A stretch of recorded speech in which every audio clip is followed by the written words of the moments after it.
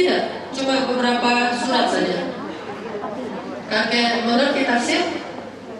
Nggak terlalu mengerti, ya sedikit-sedikit lah. Lalu bagaimana kok kakek berdirinya tenang, khusyuk, nggak garuk-garuk? Padahal saya belajar di Al-Azhar, jurusan tafsir Al-Quran, ayat dibaca saya hafal, saya paham. Kenapa kakek bisa begitu khusyuk? Kata beliau, inilah rahmat dari Allah Subhanahu wa Ta'ala. Yu'til hikmata man yasha. Allah berikan kepada siapa yang Allah kehendaki. Yu'til hikmata man yasha. Wa man yu'tal hikmata faqad utiya khairan katsira. Yu'til hikmata man yasha. Baru saya menangis. Ternyata saya belum mendapatkan rahmat yang dijanjikan itu. Saya berdiri, tetapi saya tidak merasakan kesan apa-apa dari bacaan Al-Quran. Saya faham, tetapi saya tidak masuk ke dalam hati. Apa kata Nabi? La yujawizu hanajirahum. Bacaan mereka tidak melewati tenggorokan mereka. Artinya tidak masuk ke dalam hati mereka. Saya menangis, saya merasa kenapa Allah tidak memilih saya di antara yang yasha. Yu'til hikmata man yasha. Kalau Allah berkehendak, Allah bisa saja membuka hati seseorang. Kenapa Allah tidak memilih hati saya untuk dimasukkan satu ayat saja di antara ayat-ayat itu agar saya bisa menangis, agar saya bisa berkesan, agar wajilat qulubuhum, agar hati saya gemetar, agar taksyairul julud, agar kulit saya gemetar, seperti Umar bin Khattab. Umar membaca surah At-Tur, Wat-Tur wa kitabim mastur fi raqqin manshur wal baitil ma'mur was saqfil marfu' wal bahril masjur. Tenang, dia baca dengan tenang.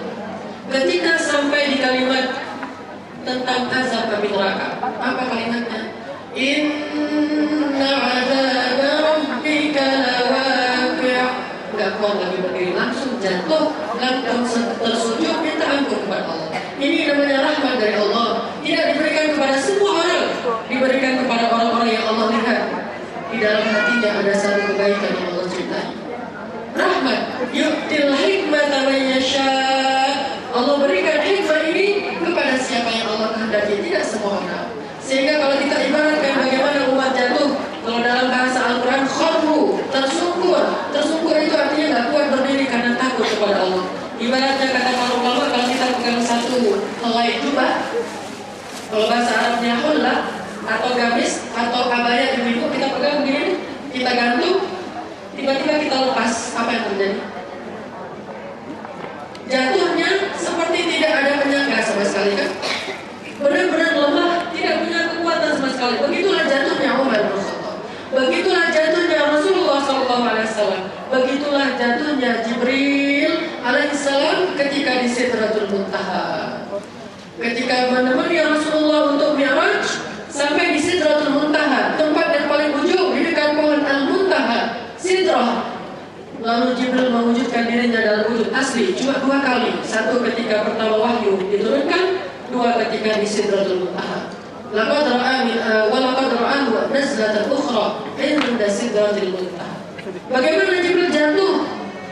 Seperti kata ulama, ini dari hadis Nabi, seperti jubah yang digantung begini dengan tangan, kemudian dilepaskan, lalu jatuhlah jubah itu ke bawah, tidak ada kekuatan sama sekali. Itu namanya kesan dari bacaan Al-Quran. Jangankan kita, makhluk yang begitu lemah, gunung saja kalau dibacakan Al-Quran hancur kalau diberikan beban Al-Quran itu pada dia. Maksudnya apa? Kalau Allah berfirman, ya ayyuhal jabal, wahai gunung, aqimis shalah, atuz zakat dan sebagainya, dirikan salat, tunaikan zakat, tegakkan Islam, tegakkan dakwah segala macam. Kalau perintah-perintah Al-Quran ini diberikan kepada gunung, gunung itu gak akan kuat untuk tegak berdiri di atas bumi. Dia akan hancur lebur menjadi butiran-butiran debu. Kenapa? Karena beratnya pesan-pesan Al-Quran. Karena betapa beratnya amanah yang Allah berikan ini. Ketika kita tidak mau melaksanakannya, Inna azab rabbika lawaqi'. Inna azab rabbika lawaqi'. Ma lahu min dafi'. Yawma tamuru as-samaa'u mawra wa tasiru al-jibalu sayra. Allah firmankan begitu. Umar jatuh minta ampun. Abdullah ibn Mas'ud membaca ayat idza waqa'atil waqi'ah, langsung pingsan. Aisyah radhiyallahu anha, kalau mau belajar cantik, belajar kepada Aisyah. Bagaimana cantiknya Aisyah? Dengan kesolehannya. Aisyah radhiyallahu anha ketika membaca ayat idza zulzilatil ardu zilzalaha, gak kuat langsung nangis. Seharian menangis gara-gara idza zulzilatil ardu zilzalaha. Ini namanya rahmat dari Allah. Sudahkah kita dapat rahmat itu? Atau pernah mendapatkannya? Apakah kita sering mendapatkannya? Atau mungkin cuma di Masjidil Haram? Apakah iman kita tersisa tinggalnya di Masjidil Haram sehingga kita kembali ke Indonesia tanpa membawa iman? Bagaimana nasib kita jika kita meninggal dalam keadaan tidak mendapatkan rahmat ini? Wala tamutunna illa wa antum muslimun. Inilah jalan yang lurus. Inilah jalan siratal ladzina an'amta 'alaihim minan nabiyyin min dzurriyyati Adam wa mimman hamalna ma'a Nuh wa min dzurriyyati Ibrahim wa Israil wa mimman hadaina wajtabaina. Apa kata Allah? Idza tutla 'alaihim ayatul rahman. Kalau dibacakan ayat Allah, idza tutla 'alaihim ayatul rahman. Kalau dibacakan ayat Allah, kharru sujjadan wa bukiya. Mereka tersungkur, mereka bersujud, mereka menangis minta ampun kepada Allah. Itu baru ulaikal ladzina an'amallahu 'alaihim. Orang yang siratal ladzina an'amta 'alaihim. Bagaimana dengan kita? Kalau kita tidak pernah merasakan kesan dari bacaan Al-Quran, ma'adallah, bisa jadi kita termasuk orang yang ghairil maghdubi 'alaihim waladdallin. Mereka apabila dibacakan Al-Quran, tidak ada yang bertambah illa nufura, kecuali semakin menjauh, mahjura, kecuali mengasingkan diri. Mereka semakin benci kepada Al-Quran. Lalu mereka mengatakan qulubuna ghulf wa qalu qulubuna ghulf. Kata mereka, hati kami sudah terkunci. Kata Allah, khatamallahu ala qulubihim. Allah tutup hati mereka. Saya masih terheran dengan istilah yang kita dengar dari beberapa orang di Indonesia. Apa istilahnya? Udah gak usah, gak penting juga menutup kepala, gak penting juga menghijabi kepala, yang penting kita menghijabi hati. Sekarang saya mau tanya, siapa yang mau menghijabi hati? Siapa yang mau dihijabi hatinya? Dari mana kata-kata ini? Bukan dari ulama. Ketika kita bilang tutuplah kepala, tutuplah aurat, hijablah, kata dia yang penting itu adalah menghijabi hati. Tahu arti menghijabi hati? Khatamallahu ala qulubihim. Itu arti menghijabi hati. Bagaimana kita katakan saya lebih baik menghijabi hati daripada kepala?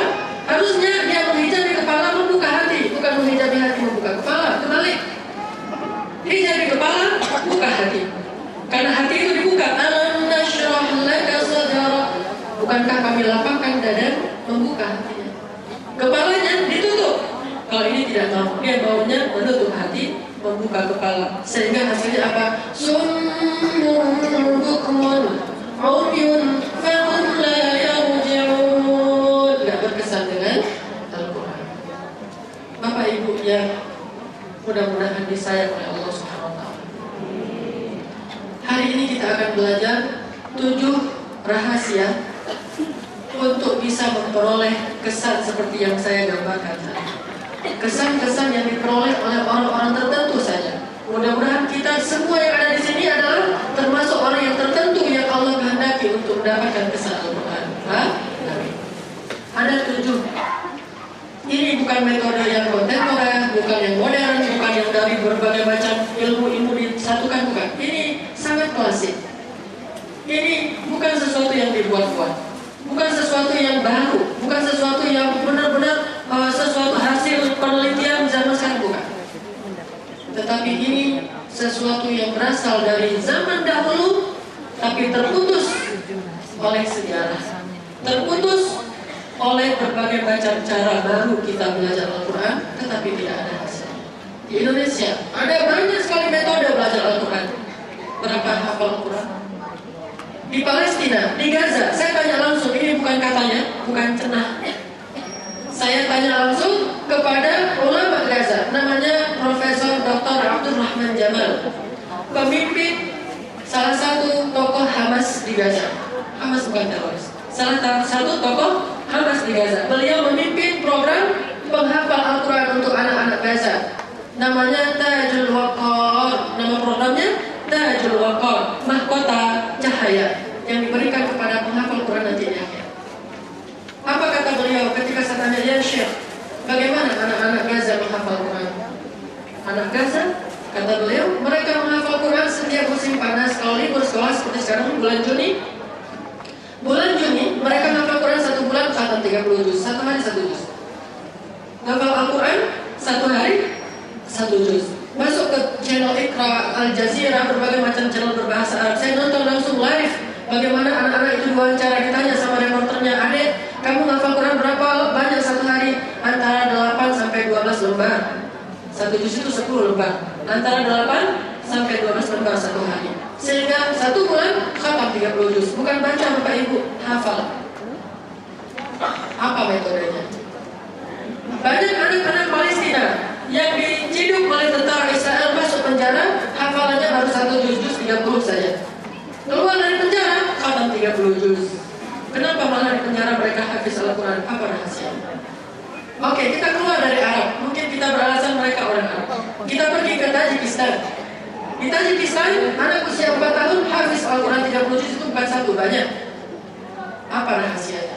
Kita pergi ke Texas di Amerika. Ada namanya anak Harun, 7 tahun hafiz Al-Quran dalam waktu 1 tahun saja. Apa rahasianya? Kita pergi ke Kanada. Anak-anak Kanada dikirim ke Gaza. Mereka tidak bisa menghafal Al-Quran di Kanada, terlalu sibuk dengan berbagai macam gadget, game, segala macam. Akhirnya dikirim ke Gaza 1 bulan saja musim panas. Sampai di Gaza, hafalnya cuma setengah juz 30. Setelah selesai 1 bulan pulang ke Kanada, khatam 30 juz. Apa rahasianya? Saya tanya kepada Syekh Profesor Abdul Rahman Jamal, apakah quantum learning? Apa itu? Boleh tidak ngerti? Apakah quantum memory? Saya tidak pernah dengar. Apa rahasianya? Apa metodenya? Metodenya iman. Walaqad yassarna al-Qur'ana lidzikr. Kami mudahkan Al-Quran untuk siapapun yang mengambil pelajaran. Kami yakin dengan ayat itu. Lalu bi'ah solehah, lingkungan kami baik sehingga semuanya dimudahkan oleh Allah. Artinya, wahai Hanan, kata beliau, Al-Quran bukan metode. Al-Quran rahmat dari Allah Subhanahu wa Ta'ala. Belajar sains kita butuh metode. Untuk mendidik anak kita butuh metode. Tapi Al-Quran, metode itu yang kesekian. Nomor satunya rahmat dari Allah. Dan Allah tidak memberikannya kecuali orang-orang yang Allah sayangi. Masalahnya, apakah kita sudah menjadi orang yang memiliki kepantasan untuk disayangi Allah? Ini yang akan kita belajar. Bukan metode yang baru, yang mutakhir, yang dahsyat, bukan. Tetapi metodenya Rasulullah, metodenya para sahabat, metodenya ulama-ulama yang sudah terbukti berhasil. Kalau ini baru uji coba, mudah-mudahan berhasil. Kalau itu sudah terbukti berhasil. Kita buatlah metode. Anak coba menghafal Quran, caranya gimana? Ada metode menghafal surat At-Tin wa Zaitun. Wat-tini wa zaitun. Gimana cara hafalnya? Tini makan buah zaitun. Dan mana cerita tini makan buah zaitun? Wat-tini wa zaitun, bukan tini makan buah zaitun. Oh, supaya coba menghafal Ustaz, yalah, terserahlah mau diistilahkan apa. Tetapi bukan begitu para sahabat menghafal Al-Quran. Dan bukan begitu rahmat turun kepada dia. Kini makan zaitun sehingga setelah selesai surat At-Tin dan dia pikir lagi makan-makan. Ini tidak ada ayat satu pun tentang makan-makan di situ. Nafal urutan surat Al-Quran. Oh, misalnya kalau kita datang ke masjid dari luar kita melihat pagar namanya Fatihah. Pembuka. Lalu masuk ke dalam pagar itu ada banyak hewan-hewan, sapi sedang makan rumput, namanya Al-Baqarah. Kemudian masuk ke teras, ada keluarga yang sedang duduk di teras menunggu waktu sholat, namanya keluarga Imam, dari Imam. Kemudian masuk lagi, yang pertama kita temukan soal laki-laki atau perempuan kalau masuk. Perempuan berarti An-Nisa. Lalu masuk lagi di dalamnya itu ada hidangan, namanya Al-Maidah. Kemudian masuk lagi terus, ini semuanya apa ini? berkreasi, tapi tahukah kita metode yang paling baik yang Allah ajarkan kepada para sahabat? Ada seorang sahabat namanya Abdullah bin Mas'ud. Abdullah bin Mas'ud, berapa usianya? Sekitar 10 atau 11 tahun. Anak kecil. Turunlah surat Al-Quran kepada Nabi SAW. Surat apa? Surat Al-An'am. Surat Al-An'am ini Bapak Ibu, surat paling panjang yang turunnya sekaligus di dalam Al-Quran. Surat yang paling panjang di Al-Quran surat apa? Al-Baqarah. Tapi tidak turun sekaligus, dia acak, baru nanti disatukan jadi satu surat. Kalau Al-An'am turunnya sekaligus satu surat. Bahkan surat Al-Alaq aja nggak turun sekaligus. Dia kalau Bismillahirrahmanirrahim coba setengahnya turun pertama, lalu turun lagi berikutnya. Kalau surat Al-An'am 10 lembar, 1 juz panjangnya turunnya sekaligus. Bagaimana dahsyatnya hafalan Nabi coba? Datang Jibril membawa Al-An'am. Kata Nabi ketika Jibril datang membawa Al-An'am diikuti oleh 70.000 malaikat. Apa nama malaikat ini? Malaikat Safarah Kiramin Bararah. Apa itu Safarah Kiramin Bararah? Dutanya malaikat. Malaikat itu semuanya keren-keren, semuanya ganteng-ganteng. Kenapa saya katakan semua ganteng? Ketika malaikat turun menjelma sebagai seorang laki-laki, rajulan atau basyaran sawiyya, kata Allah, seorang laki-laki yang sempurna. Jadi gak ada malaikat jelek. Semua malaikat itu ganteng. Tetapi di antara malaikat yang ganteng ini ada yang paling ganteng, mulia, cahayanya luar biasa. Namanya dutanya malaikat. Dutanya malaikat. Siapa yang menjadi dutanya malaikat? Malaikat yang membawa turunnya Al-Quran bersama Jibril alaihissalam. Sehingga siapa yang rajin membaca Al-Quran, dia bersama malaikat Safarah Kiramin Bararah, malaikat yang mulia, dutanya para malaikat. Kalau kita kan ada duta produk tuh, biasanya yang dipakai jadi duta produk siapa? Artis. Kenapa artis? Karena ganteng dan cantik kan, sehingga dia layak jadi duta tuh. Atau atlet, karena badannya bagus, jadi duta. Kalau yang membawa Al-Quran juga ada dutanya, yaitu para malaikat Safarah Kiramin Bararah. Kata Nabi turun bersama 70.000 Safarah Kiramin Bararah. Lalu Jibril membacakan surat Al-An'am dari ayat 1 sampai ayat terakhir sekaligus.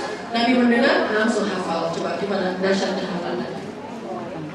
Kita dengar kadang-kadang dibacakan surat misalnya Al-Kafirun, mutar, nggak selesai sampai 1 juz Al-Kafirun saja.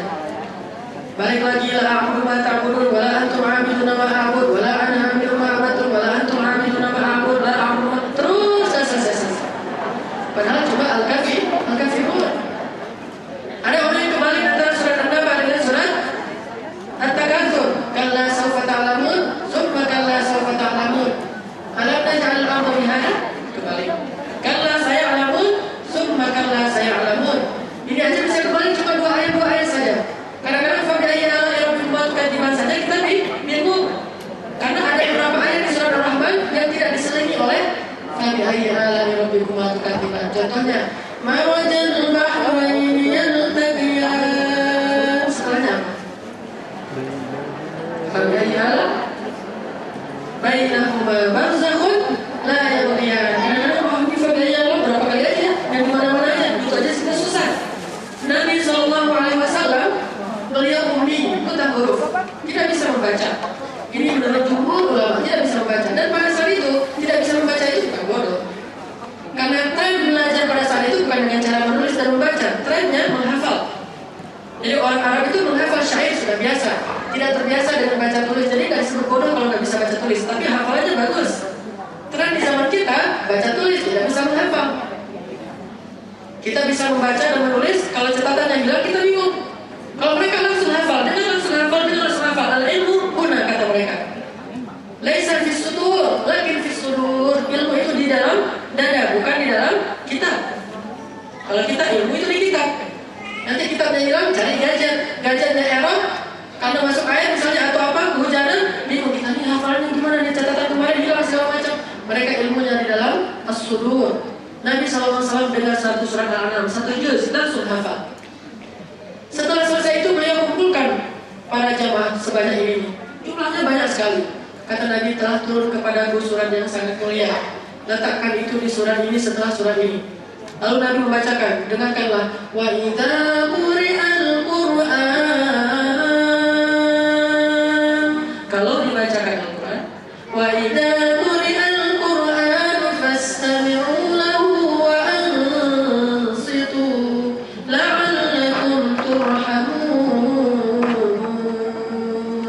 supaya kalian dapat rahmat.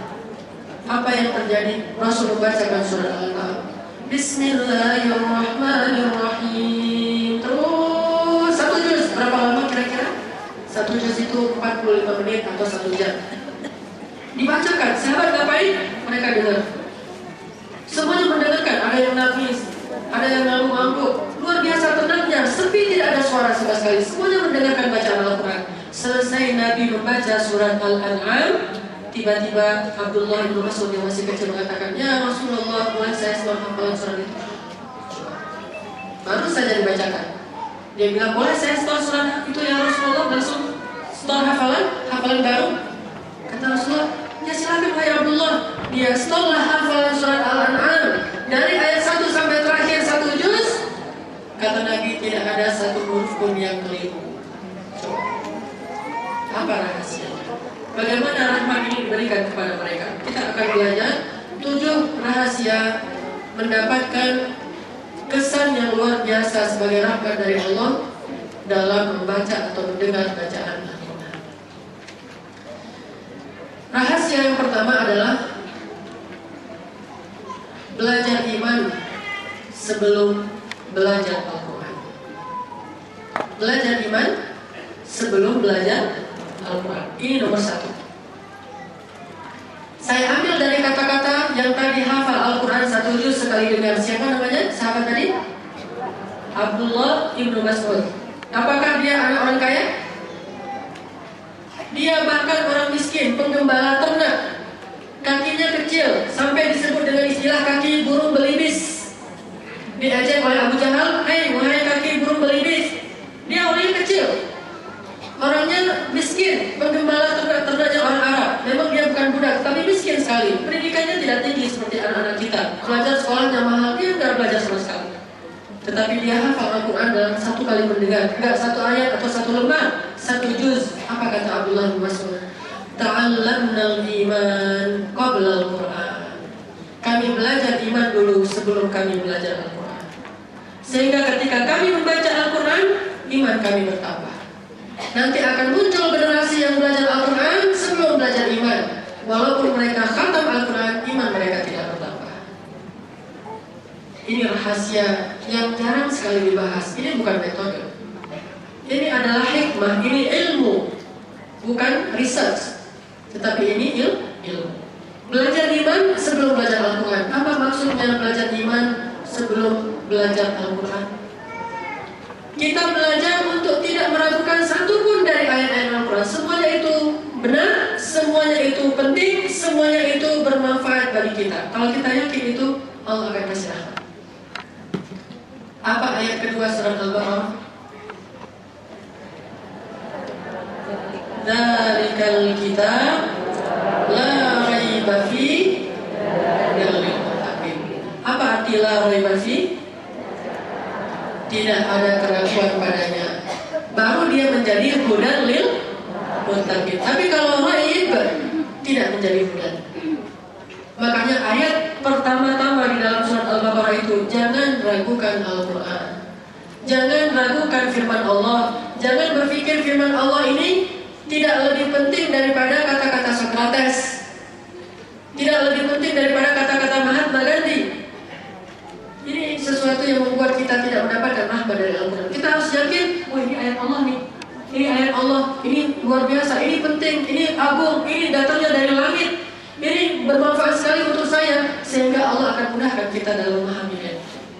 Makanya tadi Abdullah bin Mas'ud ketika dia baca Al-Quran, kadang-kadang dia baca ayat yang panjang surat Al-Mulk, dia baca Tabarakalladzi biyadihil mulk wa huwa ala kulli syai'in qadir alladzi khalaqal mauta wal hayata liyabluwakum ayyukum ahsanu amala wa huwal azizul ghafur. Baru 10 ayat dia baca, dia pingsan. Bangun dari pingsannya, dia teruskan bacaannya, pingsan lagi. Kali yang ketiga dia bilang apa? Hadza kalam Rabbi, hadza kalam Rabbi. Ini firman Rabb saya, ini firman pencipta saya tidak kuat, saya tidak kuat. Ini Abdullah bin Mas'ud. Apa yang membuat dia begitu berkesan? Karena dia yakin ini firman Allah yang maha menciptakan alam semesta, Rabbul Alamin. Ini yang kita tidak yakin. Kita anggap Al-Quran itu sekedar hiburan. Kita anggap Al-Quran itu sekedar ucapan-ucapan yang biasa. Dibaca boleh, tidak dibaca juga tidak masalah. Tidak, Al-Quran itu kata-kata yang paling benar, kata-kata yang paling suci, kata-kata yang paling baik, kata-kata yang paling bermanfaat dan paling dibutuhkan oleh semua hamba Allah. Kita harus belajar yakin. Kalau kita nggak ngerti, minimal kita bilang shadaqallah, shadaqallah. Sering kan kita dengar kata-kata ini? Shadaqallahul azim. Ini bukan kata-kata betul. Di Indonesia, trennya orang bilang shadaqallahul azim kalau sudah selesai baca Al-Quran. Misalnya dia selesai membaca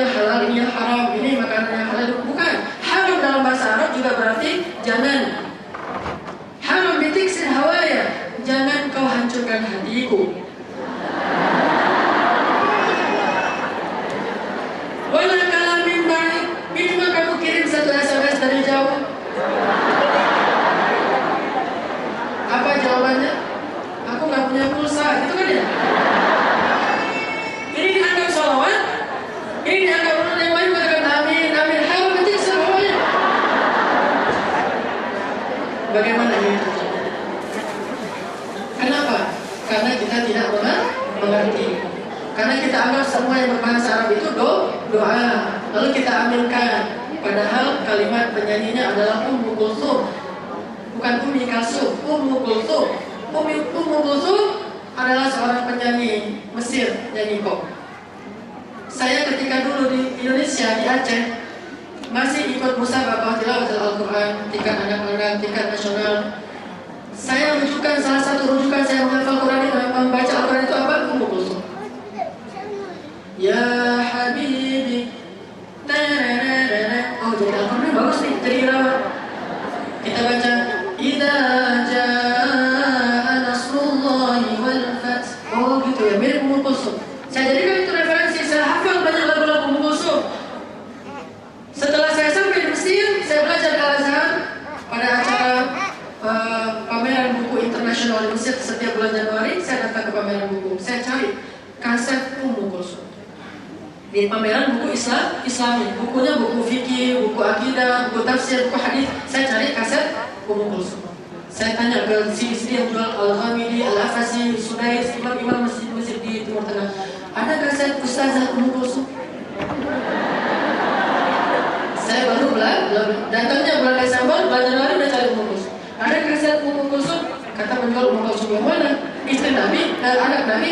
Bukan, Ummu Kulthum yang Ya Habibi Ifrah Ya Albi. Itu, apa yang kamu cari di sini? Saya belajar ngaji, lebih heran lagi dah tuh. Belajar ngaji dari Ummu Kulthum. Dia lebih heran ketika saya katakan saya mau belajar ngaji. Kepada siapa? Ummu Kulthum. Bagaimana kamu belajar ngaji? Alhamdulillah, saya belajar maqamat, belajar irama dari Ummu Kulthum, getaran-getaran dari Ummu Kulthum saya pakai dalam tilawah Al-Quran.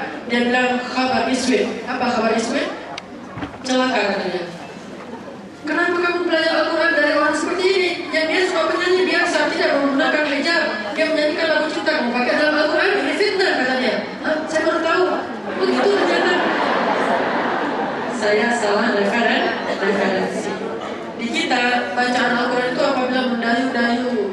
Bismillahirrahmanirrahim.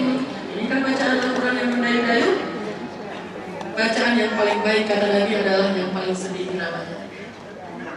Bismillahirrahmanirrahim. Gak usah pakai nama juga boleh. Bismillahirrahmanirrahim. Alhamdulillahirabbil alamin. Itulah bacaan yang paling baik. Ar-Rahmanir-Rahim.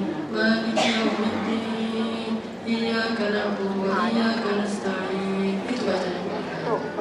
Sedangkan bacaan yang mendayu-dayu belum tentu baik. Kata Nabi la yujawizu hanajirahum. Tidak masuk ke dalam hati, artinya tidak beriman dengan ayat itu. Yang membacanya fi qulubihim marad kata Nabi, dan siapa yang suka kepada mereka juga fi qulubihim marad. Tetapi tidak semua qari demikian. Saya kenal banyak qari yang baik-baik. Cuma ketika saya masih ikut musabaqah, saya masih berpikir ketika membaca Al-Quran, wal huzzi ilayhi bija'in nakhlati tusabitu alayki ruqban janiyya. Orang teriak Allah semuanya. Itu dalam hati saya. Bagaimana melewati tenggorokan? Wal huzzi ilayka bija'in nakhlati tusabitu alayki ruqban janiyya. Oh, semua jurinya pada berdiri. Jarang juri berdiri. Juri biasanya jaim gitu kan ya? Pura-pura gak enak, iramanya padahal dia senang kan ya? Tapi ini saking senangnya dia taruh pulpen, dia berdiri Allah Akbar. Saya juara satu, pasti juara satu. Mana iman ketika baca Al-Quran? Saya sadari itu dulu ternyata saya baca Al-Qurannya salah. Sebelum saya belajar ke sumbernya, saya pikir saya udah paling bagus baca Al-Quran. Juara satu memang tingkat nasional, juara satu internasional, tapi tidak ada artinya di dalam hati. Tidak berubah apa-apa. Berarti tidak beriman, hanya membacanya untuk dunia. Datanglah para qurra ini ke hadapan Allah nanti di akhirat. Ya Allah, ana qari'ul Quran. Saya pembaca Al-Quran. Mana pahala bacaan saya? Kata Allah, anta fil jannah. Kamu di dalam neraka. Kenapa? Kamu tidak membaca karena Allah, karena iman. Kamu baca untuk disebut qari, hafiz, orang yang suaranya bagus, orang yang hafalannya banyak. Iman karena Allah Subhanahu wa ta'ala. Tahu pertanyaan keempat dalam kubur apa? Pertanyaan pertama apa? Yang dihafal waktu SD. Man rabbuka? Jawabannya apa? Allah apa? Allahu Rabbi. Ustaz gak bisa bahasa Arab, tenang aja. Siapa yang udah meninggal pasti bisa bahasa Arab. Siapapun yang meninggal langsung otomatis bisa bahasa Arab. Kenapa? Karena bahasa pengantar di akhirat adalah bahasa Arab. Bukan bahasa Arab sebetulnya, bahasa akhirat, bahasa surga. Cuma kemudian dipakai oleh Adam turun-temurun sampai Nuh turun-temurun sampai Ibrahim Ismail sampai kepada Abdul Muthalib sampai kepada Rasulullah sampai sekarang. Aslinya bahasa surga. Kemudian dirusak dengan berbagai macam sejarah, akhirnya rusak, diperbaiki lagi oleh Al-Quran. Al-Quran turun untuk memperbaiki kaidah bahasa Arab yang sudah rusak. Jadi siapapun yang meninggal pasti bisa bahasa Arab. Oh, kalau gitu gak usah belajar bahasa Arab lagi ya. Tinggal terimanya meninggal, kita bisa sendiri. Tapi kan kita butuh di dunia untuk belajar Al-Quran. Ditanya, man rabbuka? Dia bilang Allahu Rabbi. Sadaq, benar. Wama dinuka, apa agamamu? Al-Islam dini. Islam agama saya. Kamu benar, sadaq. Waman hadar rajul bu'itha fiikum? Abad. Waman hadar rajul bu'itha fiikum? Siapa laki-laki yang diutus ke tengah-tengah kalian? Dia bilang, wa Rasulullah. Sadaq. Pertanyaan keempat, wama yudrika? Wama yudrika? Apa artinya? Ini gak ada kayaknya di SD. Berarti salah kita belajarnya. Padahal kalimatnya wama yudrika, artinya apa yang kamu punya dari ilmu. Dia bilang fisika kata gak ada gunanya fisika. Ilmu hayat, biologi gak ada gunanya ilmu hayat. Matematika gak ada satu pun. Kecuali dia bilang qara'tul Quran fa'amantu bih. Saya belajar Al-Quran, saya beriman dengannya. Sadaq, baru dia dapat nikmat kubur. Ternyata ilmu yang ditanya nanti di dalam kubur bukan fisika, biologi, matematika segala macam. Sekarang ada matematika United, ada segala macam yang rumit-rumit. Itu kita sampai botak rambut kita mikirin itu. Tapi tidak ditanya di dalam kubur. Itu hanya untuk di dunia saja. Yang ditanya di dalam kubur, qara'tul Quran fa'amantu bih. Saya belajar Al-Quran, lalu saya beriman dengannya, baru nanti kita selamat. Itu kita harus yakin. Kalau kita yakin dengan keutamaan Al-Quran ini, membaca Al-Fatihah begini, membaca ayat kursi begitu, membaca surat Yasin demikian. Karena setiap surat itu punya fadilah, setiap bangsa itu punya kebiasaan. Orang Gaza, Palestina, mereka senang sekali menghafal surat Al-Anfal. Rata-rata orang-orang Gaza itu sedikit-sedikitnya hafalan mereka Al-Anfal pasti hafal. Kenapa Al-Anfal? Karena surat perang Badar. Mereka merasakannya, perang Badar, dikeroyok. Orang Mesir suka menghafal surat Al-Mulk. Kenapa Al-Mulk? Karena Mesir itu ibu kotanya. Apa ibu kota Mesir? Kairo itu bahasa Inggris, tidak ada artinya. Bahasa Arabnya Qahirah. Qahirah itu artinya yang menaklukkan. Al-Mulk, kerajaan. Sehingga mereka suka dengan surat Al-Mulk. Orang Mekah surat Al-Kahfi. Orang Madinah surat suka Ar-Rahman. Orang Indonesia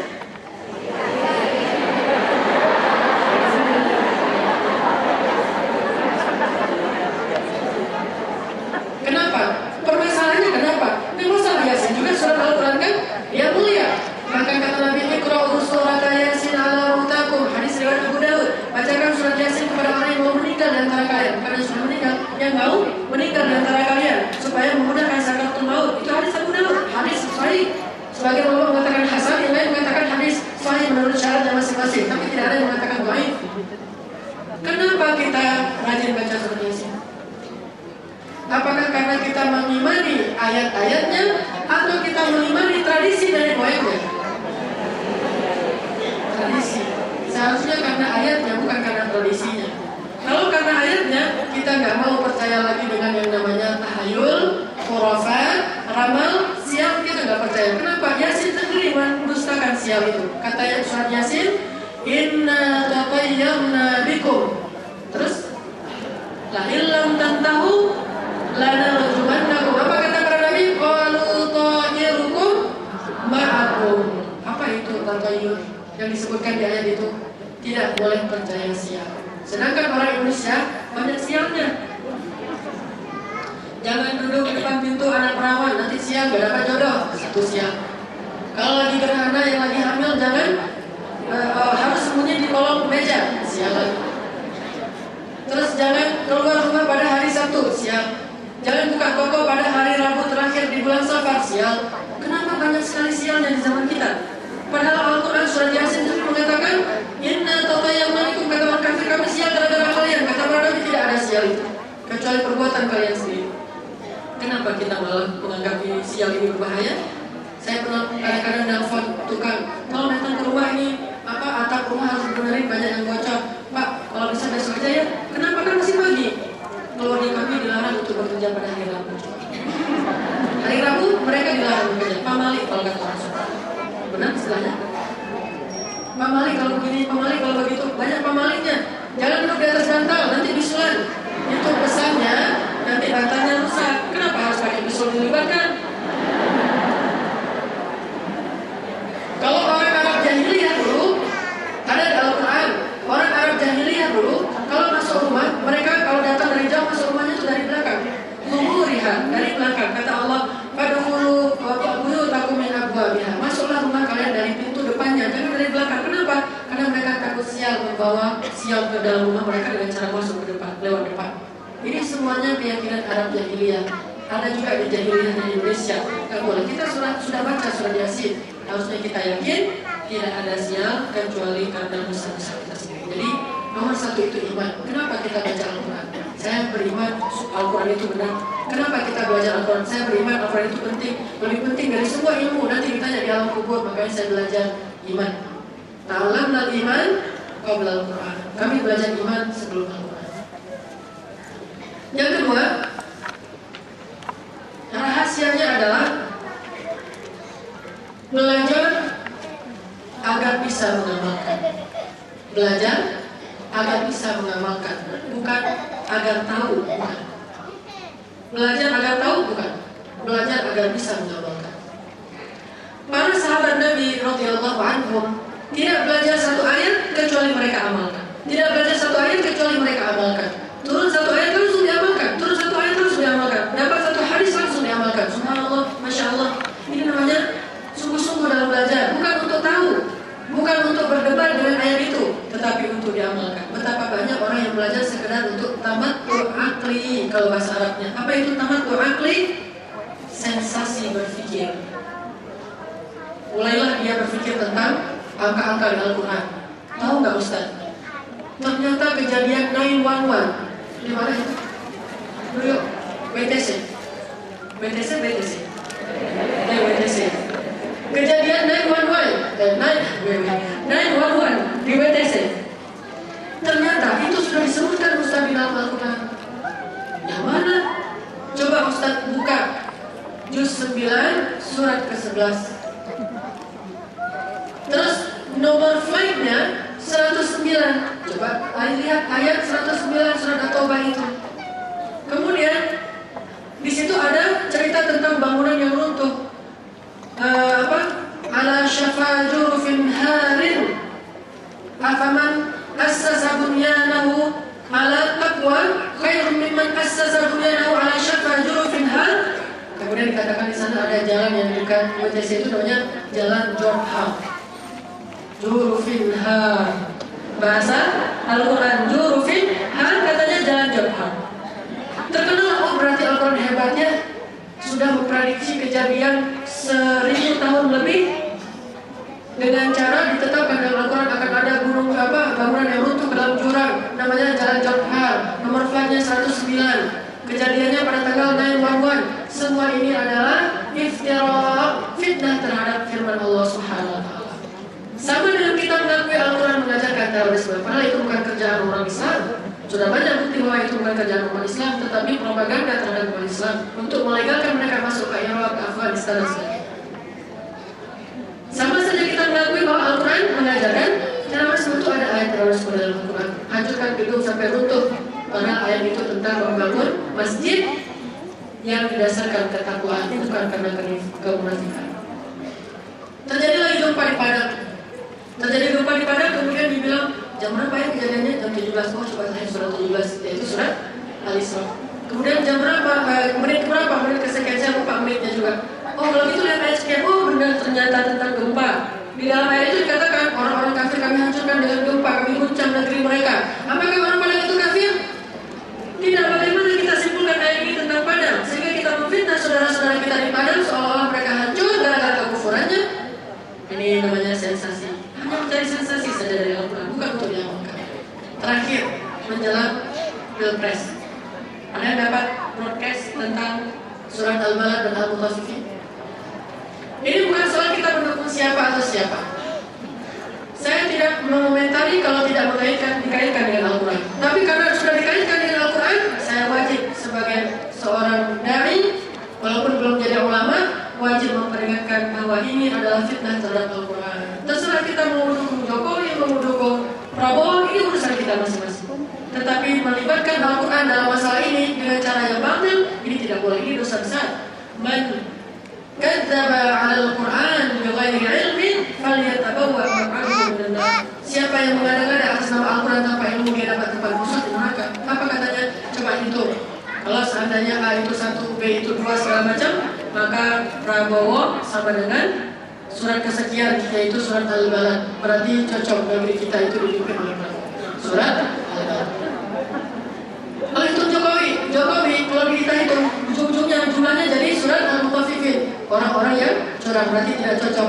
Ini fitnah terhadap Al-Quran. Kalau urusan Jokowi dan Prabowo, mereka sendiri urusan mereka, bukan urusan saya. Urusan saya Al-Quran. Tidak boleh.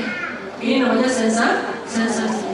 Ada lagi ayat alien, ada lagi ayat macam-macam sensasi dari Al-Quran, bukan untuk mengamalkannya, sekedar untuk sensasi dengannya. Baik sensasi sendiri atau sensasi tadi berpikir, bahan ngobrol segala macam, ini semuanya sensasi. Nggak boleh untuk diamalkan, bukan untuk sensasi. Ada seorang bapak di daerah Depok, ayamnya bertelur. Pas dia ambil pagi-pagi untuk digoreng, ternyata di kulit telur itu ada tulisan katanya Allah. Bukan tulisan Allah, tulisan katanya Allah. Karena saya tidak melihat sendiri, cuma di TV saja. Katanya ada kayak, dia juga salah baca sebenarnya, nggak ngerti cara baca Quran. Bukan Allah kalau gitu bacanya, lillah. Kalau Allah kan ada alifnya, ini tidak ada alifnya, lam ha bacanya apa? Lillah, dia bilang Allah. Satu udah salah baca. Ada tulisan kayak lillah gitu di telurnya. Terus telur itu disimpan di buket. Semua orang tetangga diumumkan, saya dapat telur yang ajaib, ada tulisan Allah segala macam, sehingga orang-orang datang untuk melihat telur itu. Siapa yang pengen lihat telur bayar 1.000. Terus siapa yang mau dicelupin telur itu ke dalam gelas yang berisi air lalu diminum supaya jadi obat, bayar 1.000 lagi, jadi 2.000. Mulailah dia menjual tiket untuk melihat telur itu dan mengambil keberkahan dari airnya. Ada juru parkir, ada segala macam. Udah ramai tuh rumahnya. Kenapa? Karena satu kalimat yang kabur-kabur menurut dia adalah Allah. Berapa kalimat Allah di dalam Al-Quran coba? Berapa kalimat Asmaul Husna di dalam Al-Quran coba? Kenapa tidak dia baca itu yang lebih jelas, lebih banyak, lebih bermutu daripada satu kalimat di dalam kulit telur yang belum jelas juga? Ini namanya sensasi. Hanya mencari sensasi. Baca surat Al-Kahfi, yang ditanya apa? Jenis anjingnya Ashabul Kahfi itu jenis apa ya? Chihuahua atau apa gitu? Ini ditanya, kan dibahas dalam Al-Quran jenis anjingnya apa? Baca surat Al-Qalam tentang Nabi Yunus, dia bilang jenis ikan yang makan Nabi Yunus itu paus yang jenis gimana? Ini gak penting, ini namanya sensasi. Sering mereka mencari tahu hal-hal yang seperti ini yang tidak terlalu penting. Makanya kita, orang yang beriman, belajar Al-Quran itu bukan untuk sensasi. Kita belajar Al-Quran untuk bisa mengamalkannya dalam kehidupan kita. Yang nanti akan membuat kita diangkat derajat di akhirat adalah ayat yang kita amalkan, bukan ayat yang kita baca saja. Sekarang coba Bapak Ibu kita masing-masing introspeksi diri. Berapa Kalau kita baca insya Allah khatam 30 juz. Tapi yang diamalkan dari Al-Fatihah, berapa ayat dari 7 ayat yang sudah kita amalkan? Kalau kita pernah mengamalkannya, berapa ayat yang sudah kita istiqomah dan diamalkan sampai hari ini? Ini yang harus jadi target kita. Makanya Umar bin Khattab menuntaskan surat Al-Baqarah 12 tahun. Hafalnya sih cepat, tapi menuntaskannya 12 tahun. Kenapa 12 tahun? Surat Al-Baqarah Bapak Ibu, surat tentang orang munafik yang lebih jelas daripada surat Al-Munafiqun.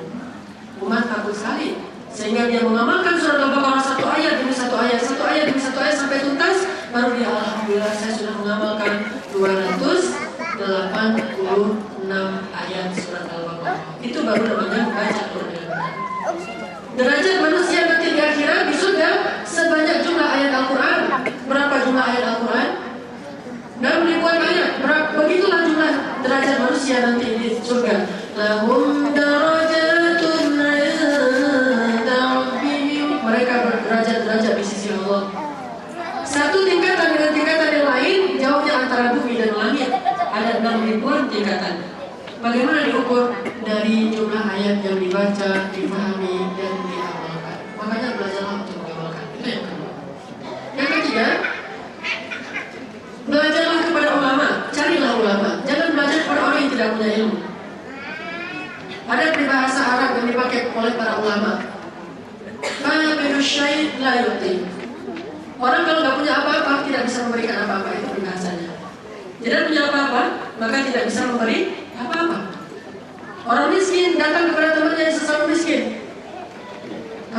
Boleh pinjam uang nggak? Berapa? 10 juta. Sesama orang miskin, apa yang mau dia kasih? Ya saya doain aja deh biar kamu dapat 10 juta. Doa kan? Karena dia tidak punya apa-apa. Maka kalau kita mau mencari Al-Quran, mencari ilmu, cari kepada orang yang berilmu. Ustaz, kan kita bisa belajar dari siapa aja? Nggak boleh belajar dari siapa saja. Belajar harus dari ulama.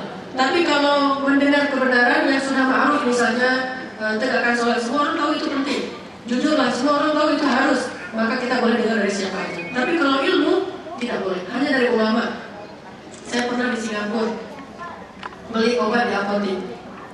Kebetulan obat yang dikasih sama dokter, bukan apoteker, dokter dia kebetulan. Dia kasih obat yang nggak biasa kita minum. Lalu saya minta obat yang biasa diminum oleh anak saya karena lagi sakit. Kata dia, di sini tidak ada obat yang seperti ini lebih bagus.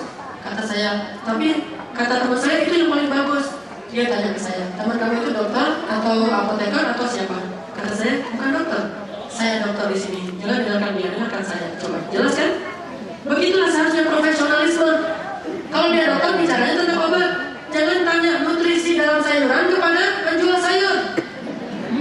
Tanya kepada penjual sayur berapa harga cabai sekarang bang? Itu baru dia tahu. Jangan tanya harga cabai kepada ahli nutrisi, dia juga nggak ngerti.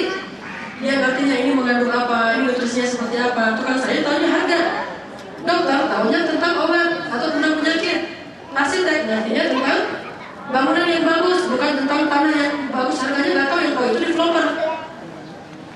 Kita harus bertanya sesuatu kepada ahlinya. Saya pernah ketika lagi umroh, lagi duduk di Masjidil Haram, ini lagi baca Quran. Di sebelah saya ada seorang laki-laki Arab jambul panjang. Tiba-tiba ada yang lewat pakai baju ihram, tanya kepada orang Arab di sebelah saya. Kalau saya mau ngambil umroh ke Tan'im, apakah saya pakai baju ihram di sini atau di sana? Si laki-laki ini bertanya kepada orang Arab di sebelah saya. Kalau saya mengambil umroh, saya pergi ke Tan'im pakai baju ihram sekarang atau nanti sampai di Tan'im, kata dia. Kata orang di sebelah saya, nanti juga nggak masalah. Jangan dengan ragu-ragu gitu. Terus saya niatnya kapan? Niatnya di sana saja. Lama dia ngobrol, saya liatin aja. Tiba-tiba lewatlah seorang syekh. Dia katakan, ayastafihada, apakah orang ini meminta fatwa? Saya jawab, nah, yastafihada bihada. Dia meminta fatwa dari orang ini. Kata syekh ini, la tastafti ala turuqat. Janganlah kamu mencari fatwa di jalan-jalan. Jangan kamu cari fatwa di jalan-jalan. Maksudnya, kalau cari fatwa jangan sembarangan orang ketemu, tanya. Nggak boleh seperti itu. Tanya kepada ahli dan kepada ulama saja. Pernah di TV, seorang artis ditanya tentang bagaimana pendapat kamu tentang kalau daging Idul Kurban itu dibagi kepada non-muslim. Apa kata artis? Menurut gue sih asik-asik aja. Siapa yang ditanya? Apakah dia berilmu? Kalau bertanya kepada dia, kamu tahu nggak lagu terbaru yang lagi ngetren sekarang Bapak, dia ngerti. Tanyakan SMA, tanya ke orang-orang yang di jalan-jalan semuanya, menurut kamu gimana fatwa MUI yang sekarang? Gak boleh mereka berpendapat tentang MUI yang berpendapat tentang mereka. Ini kebalik. Makanya di zaman sahabat dulu ada sebuah kasus namanya Abu Ayyub Al-Ansari, menjadi gubernur di suatu tempat. Dia katakan, datang seorang laki-laki kepada Abu Ayyub. Dia bilang ini, ya Abu Ayyub, ini maaf bukan maksud ngomongnya, namun kisahnya demikian. Kata laki-laki ini, ya Abu Ayyub, saya terlanjur minum susu dari istri saya. Saya minum susu istri saya karena istri saya sedang menyusui anak saya ikut minum juga. Apakah saya sudah menjadi anak susunya istri saya? Ini pertanyaan. Apakah dengan begitu berarti saya jadi anak susuan sehingga kami jadi tertalak dengan sendirinya karena jadi ibu susu? Kata Abu Ayyub, ma'adzallah, astagfirullahaladzim. Ini benar kamu sudah jadi anak susunya? Berarti kamu sudah tertalak dengan istrimu. Dia sedih pulang, gimana dong saya tertalaknya kan abadi tuh, udah talak 3. Soalnya udah darah dagingnya. Akhirnya terdengarlah berita ini sampai kepada Abdullah bin Mas'ud yang tadi habis Al-Quran. Dia di Madinah. Dia langsung pergi ke negeri itu mencari Abu Ayyub. Ya Abu Ayyub, apa yang sudah engkau fatwakan kepada masyarakat? Dia tanya, kalau dia minum susu istrinya, apakah sudah jadi anak istrinya? Saya bilang ya. Karena dia sudah minum kan jadi darah daging. Ya Abu Ayyub, jangan kau berfatwa dengan dhon, dengan prasangka. Sesungguhnya Nabi SAW bersabda semuanya. Dia pakai hadis. Ini ulama. Nabi SAW bersabda, tidak lagi menjadi darah daging seseorang yang minum susu setelah dia lebih dari 2 tahun. Kalau di bawah 2 tahun, kalau suaminya masih usianya setahun setengah,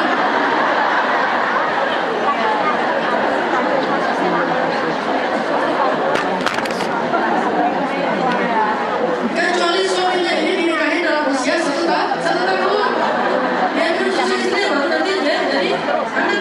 Ini enggak, sudah lebih dari 2 tahun, 40 tahun, bagaimana menjadi anak istrinya? Ya Abu Ayyub, engkau telah salah memfatwakan. Kasihan masyarakat. Akhirnya Abu Ayyub mengumpulin semua masyarakat, dia katakan, wahai kaum muslimin, jangan kalian meminta fatwa dari saya selama orang ini masih hidup. Siapa orang ini? Abdullah bin Mas'ud. Karena waktu kita terbatas, insya Allah lain kali kita bisa membahas lagi.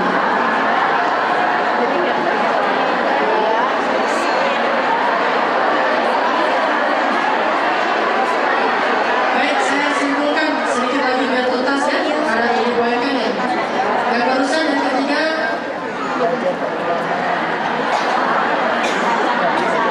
bersungguh-sungguh mencari ulama. Yang keempat,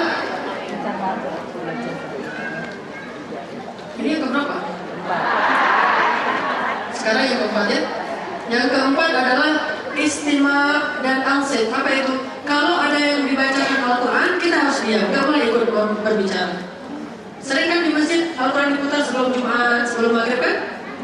Atau sebelum ada acara terus diputar Al-Quran untuk selingan sebelum orang ngumpul. Kalau ada Al-Quran yang diputarkan dalam bentuk CD, minimal 1 orang wajib mendengar. Kalau tidak ada yang mendengar, semuanya berdosa. Kalau gitu gimana Ustaz? Ya sudah, ganti aja dengan Barakallahu lakuma wa baraka alaikum. Masalah itu kita tidak dengar juga. Tapi kalau Al-Quran diputar di depan, sementara kita sibuk dengan gosip kita sendiri-sendiri, semuanya berdosa. Kecuali ada 1 orang aja yang mendengar, fardu kifayah, maka yang lain gugur dosanya. Harus diam mendengarkan. Begitu juga di mobil, kalau ibu bapak putarkan CD Al-Quran di mobil, dengarkan. Kalau enggak, di pause dulu, ngobrol sama suaminya. Kalau sapaan, assalamualaikum, waalaikumsalam, apa kabar, sehat, nggak masalah. Tapi kalau udah pembicaraannya panjang, maka Al-Quran mending di stop dulu, baru kita ngobrol. Yang kelima,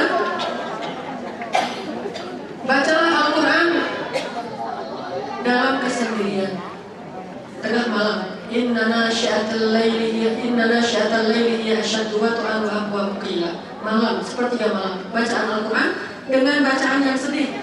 Bismillahirrahmanirrahim. Ya ayyuhalladzina amanu taqullaha haqqa tuqatih wa la tamutunna illa wa antum muslimun. Gitu. Jangan banyak-banyak, diulang-ulang. Misalnya kita baca Al-Qari'ah, Al-Qari'ah, wa ma adraka mal qari'ah, yawma yakunun nasu kal farashil mabthus. Coba ulang ya. يوم يكون الناس كالفراش المبثوث وتكون الجبال كالعهن المنفوش فأما من ثقلت موازينه فهو في عيشة راضية وأما من خفت موازينه kita berarti di sini. وأما من خفت موازينه. Coba bayangkan kalau kita yang termasuk di situ. Orang yang ringan timbangannya. وأما من خفت موازينه فأمه هاوية. Ingat kalau kita yang jadi itu.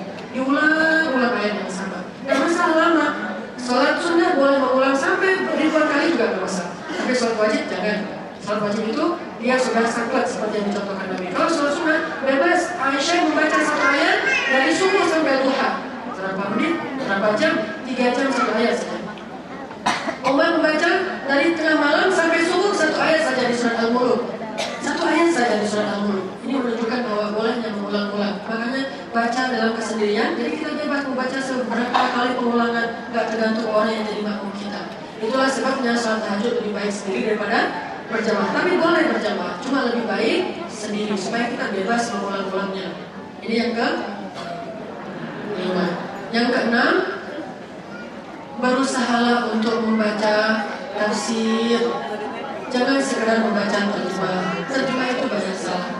Coba lihat Al-Quran nanti di rumah. Dzalikal kitabul la raiba fihi hudal lil muttaqin. Apa terjemahnya? Kitab ini tidak ada keraguan padanya. Padahal semua orang tahu yang namanya dzalika itu artinya itu. Tapi diartikan ini. Saya ketika S2 di Al-Azhar ngambil dzalika saja, itu bukunya setebal ini. Cuma dzalika doang tuh. Kenapa dzalika? Kenapa enggak hadza siratal mustaqim seperti di surat Yasin? Kenapa dzalika? Artinya litab'in. Tidak dijangkau oleh manusia. Saking jauhnya Al-Quran dari ilmu manusia, dari kemampuan manusia, sehingga manusia tidak bisa buat-buat Al-Quran. Makanya pakai dzalika ini terjemahin ini. Padahal harusnya itulah Alkitab yang tidak ada keraguan padanya. Tidak ada keraguan, koma, padanya, koma. Itu harusnya, bukan tidak ada keraguan padanya, bukan. Tidak ada keraguan padanya. Petunjuk bagi orang yang bertakwa. Karena kita bisa wakaf buat tempat. Dzalikal kitabul la raiba fihi hudal lil muttaqin. Dzalikal kitabul la raiba fihi hudal lil muttaqin. Dua-duanya benar. Makanya tidak cukup dengan baca terjemah. Baca juga Al-Quran yang ada hadisnya, Al-Quran yang ada tafsirnya, Al-Quran yang sudah ada kata-kata para ulamanya, sehingga lebih jelas maksud dari ayat itu apa. Dan yang terakhir, yang ke-7, ini yang paling penting, tinggalkan dosa. Ini yang paling penting, tinggalkan dosa. Di antara semua yang 7 ini, nomor 1 dan nomor 7 ini yang paling penting. Iman, tinggalkan dosa. Allah mudahkan semuanya setelah itu. Kenapa anak Palestina hafal Quran sebulan khatam? Karena mereka tidak punya TV, tidak ada listrik bahkan untuk nonton, tidak ada game yang porno. Mereka hanya tahu Al-Quran, Al-Quran, Al-Quran. Hatinya bersih, zaki,